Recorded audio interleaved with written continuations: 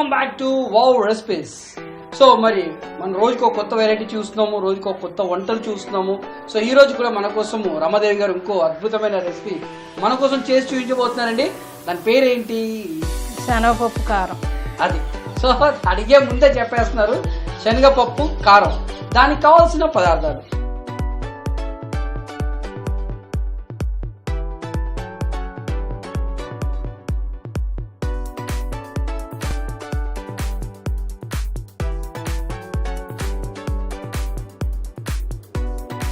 One spoon ఘీ, ఎండుమిర్చి వేసి వేయించాలి.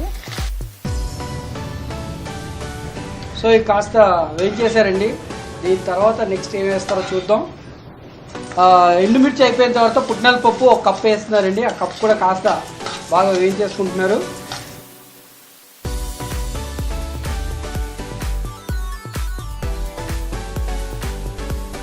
సో మిక్సీ జార్లో శనగపప్పు వేసేసిన తర్వాత మళ్ళీ అలాగే దూరంగా వేయించుకున్న ఎండుమిర్చి వేస్తారండి. దాని తర్వాత జీలకర్ర, అది కూడా ఒక టీ స్పూన్. దాని తర్వాత వెల్లుల్లిపాయ అండ్ నెక్స్ట్ సాల్ట్. వీటన్నిటిని వేసిన తర్వాత మిక్సీ పట్టడమే అన్నమాట. ఓకే అండి.